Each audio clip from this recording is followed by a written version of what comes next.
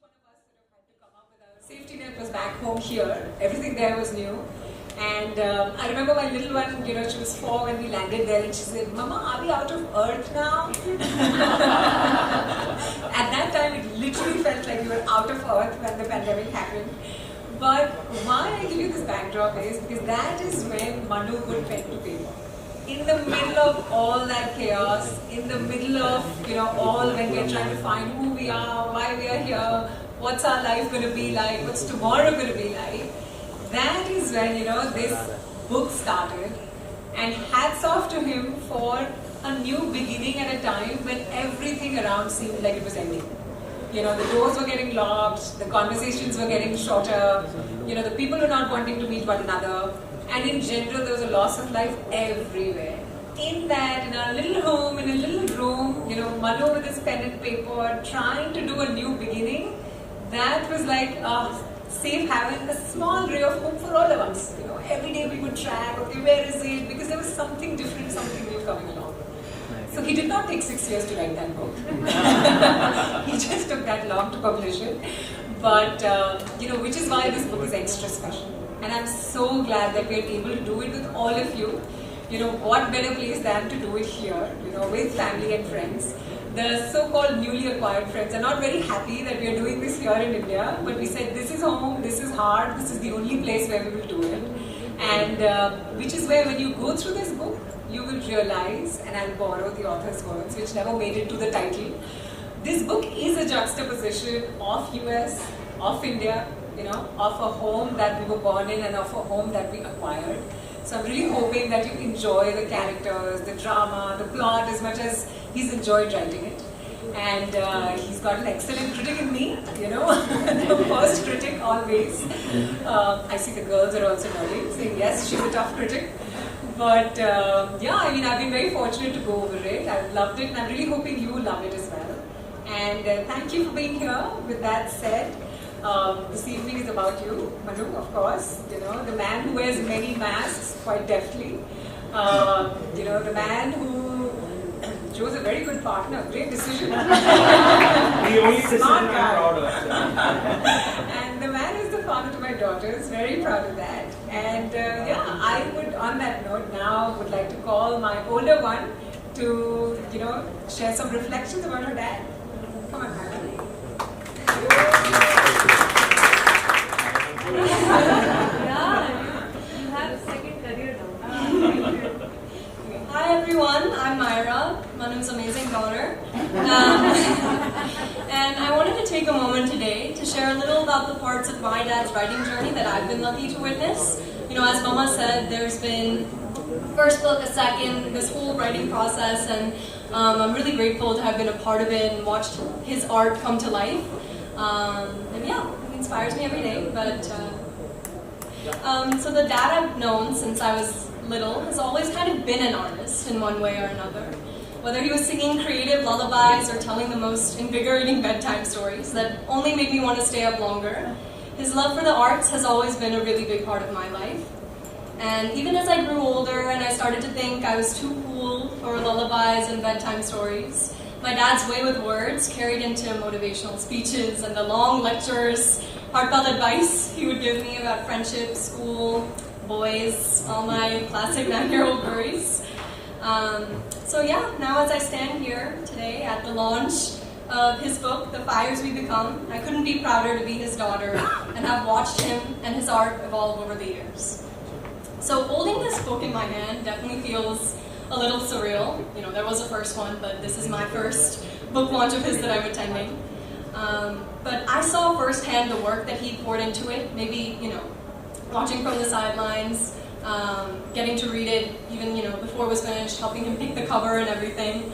But I'm really grateful to have been a part of his process. And every day and every night he sort of spent hunched over his computer with headphones on, coffee in hand. It's been a true labor of love, and I'm really kind of happy to be holding it in my hand. Proud of him for getting it published, all of it. I know it wasn't easy, and it is truly a testament to his passion, or I guess his fire for writing. It's also because being an excellent author, in my view, isn't the only job he holds. along with holding a demanding corporate job that I couldn't name if I tried. He also wears many hats at home. So to me, he's a chef, a chauffeur, and above all, my best friend. Really my person, my inspiration. And, to many of you here, he's a loving brother, an amazing friend, and a trusted confidant, and really so much more. And I think all of us who are lucky enough to have him in our lives can agree that to know you is to love you, Papa, and the person you are, the life you've lived, the passion you carry are so clearly reflected in your work. So with that being said, I think it's best we let his art speak for itself. So I'll take a quick moment of your time to read an excerpt on page 108 of chapter 12 called The Maker and the Boy. And I feel it really showcases what this book has to offer and why I love it so much. I promise you, I did not have covered.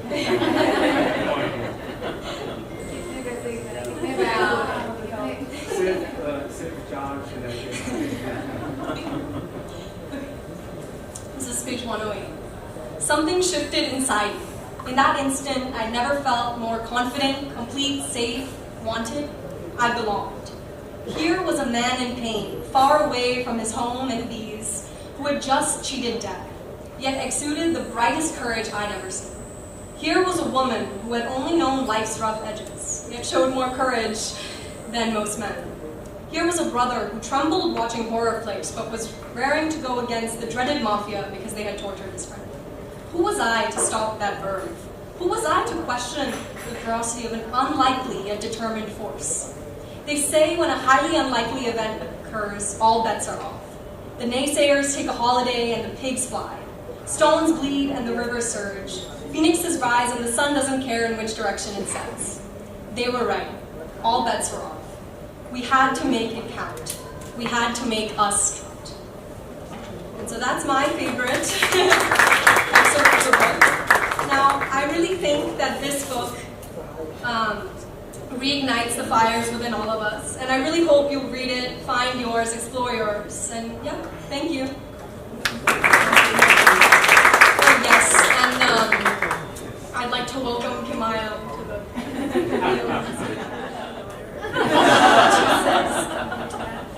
let's get that out of the way, right? So today I'll be also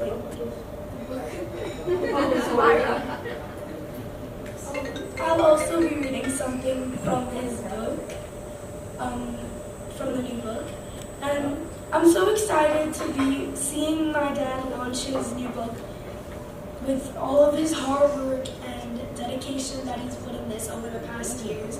He's always, as Myra said, at that computer typing new words and figuring out a way to make it better, which I don't think it can be. But yeah, so I was going to be reading a page from the 14th chapter called Lion's Swans. Feeble sprinkles of daylight filtered through thousands of clay idols, lined up one after another. Shamshu and I had entered a potter's workshop in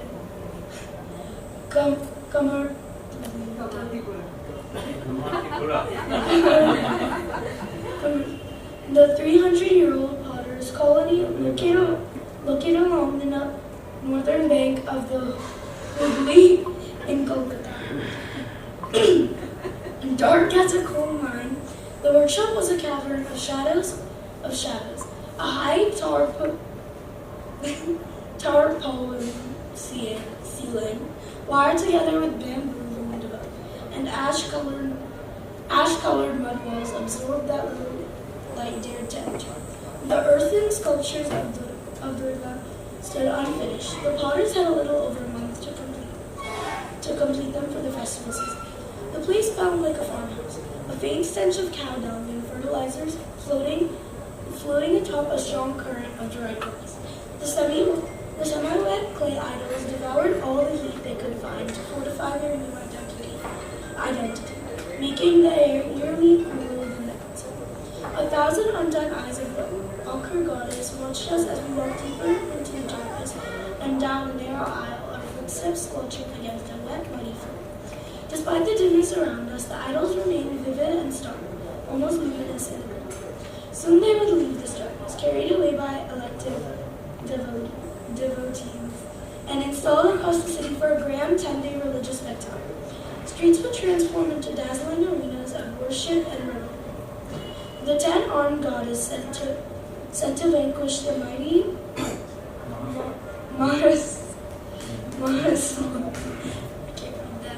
beyond the reach of man or God, would reign over a city pulsing with this song, dance, and devotion. But for now, this dark, unending tunnel showed no affiliation to dance and merriment.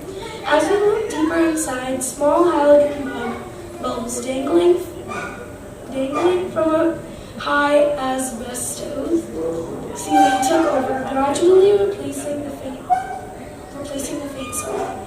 The idols grew in size and ferocity, more intricate in the depiction of their service and more powerful in their bearing. These large idols have bamboo meshes supporting them, soon to be populated with Buddhas, Prabhini, and an army of lions, swans, and owls. The celestial entourage accompanying her on her yearly visit. Some idols smiled at us, while others wore silent bodyguards, their 10 hands clenching invisible weapons and their third eye unblinking in the center of their foreheads. Some wore unfinished crowns yet to be adorned with sparkle. Some were partially painted with bright colors peeking out, draping the bodies in reds and golds, a promise of what she would be. I know you love the book too much, but I think. More to say? Okay. Oh, you are okay. All right. But welcome to India. Wasn't that just amazing? Okay, now you can speak for 10 minutes more. I haven't been able to finish it yet, but I can tell it's spectacular, especially the part about me in the end. Over all these years, Papa has been non-stop working on this to be great, and as you can tell, it definitely has become amazing. My Papa is the kind of person who can do anything if he sets his mind to it. He can push through anything that to making me he can push through anything all the way to making me feel like a princess whenever I'm around. Whenever I'm with Papa, I instantly feel so much better the second he gives me his tight hug around me. I always feel so safe and loved every time I'm just next to him. He's worked to wrap it up, I'm not saying much because I can't really talk. He's worked so hard on this, and I for one am so proud to have my dad as this amazing author. And yeah, I love you so much. And the only person who can, actually read a manuscript and work emails at the same breath, I don't know how she does that, but she does it with absolute panache. So when I wrote every chapter that I wrote, right, was with the hope of putting that chapter in her hands and making her smile or making her feel, making her move. I wouldn't have finished a million things in life if it wasn't for her, unwashed dishes included.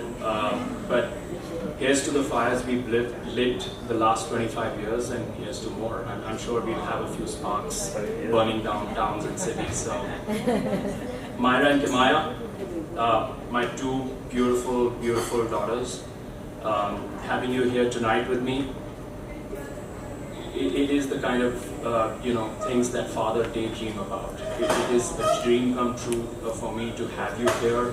The pride and light, in your eyes make me want to do better every single day. It is for you that I try to be a better man. So may you forge in your own fires and emerge not just stronger, but more you.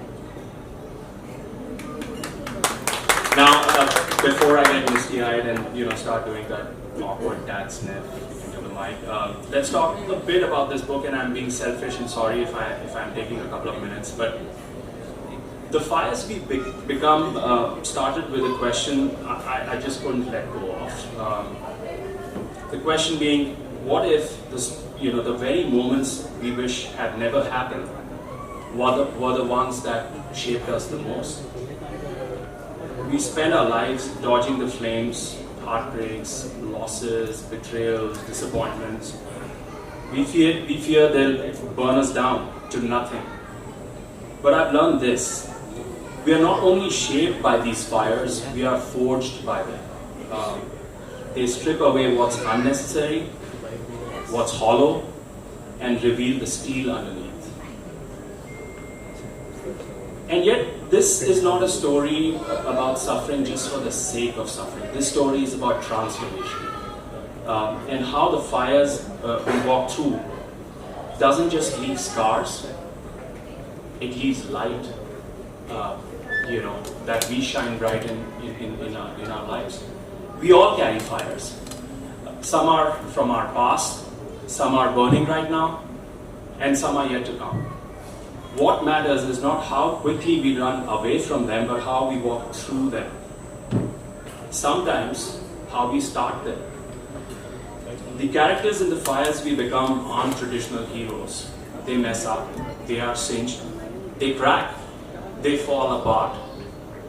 But they also rise, not despite the fire, but because of it. And that's pretty much all of us, isn't it? None of us are untouched by the heat of life. The question is, will we let it consume us, or will it change us? How will our choices shape the flames we carry, as Raga put it?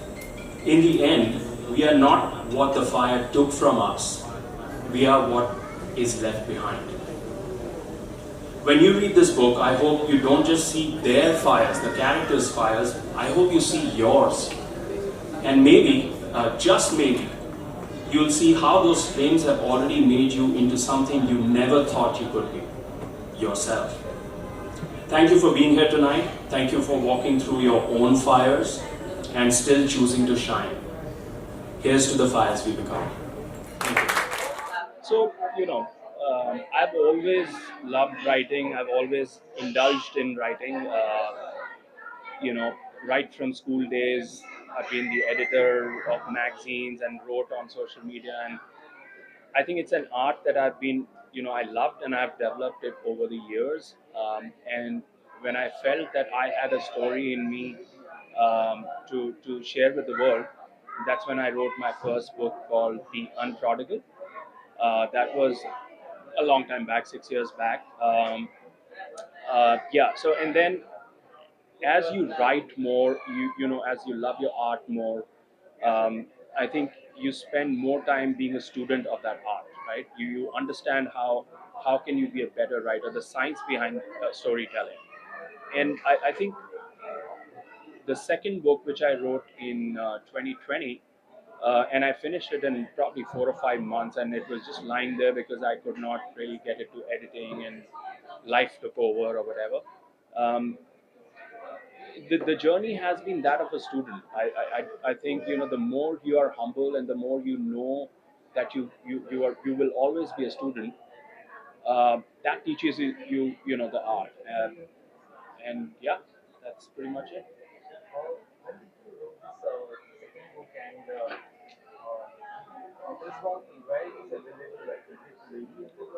Yeah, so it was recently launched on Amazon for pre-orders, and it's now officially available on Amazon. It's available in bookstores. Rupa Publications has published it, and I'm sure being the strong publication house that they are, they will be distributing the books and having them placed in different bookstores.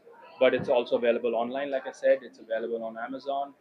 Um, and what was the other question? See, the basic theme of the book, like I mentioned earlier, is about how your struggles and challenges shape you. The choices when you're faced against a hard battle in front of you, how do you how do you decide what to do? What are your decisions? What are your choices? Does that struggle or fires, as I call them, does that those fires, does that create you or break you? Does that mold you stronger, or does that melt you?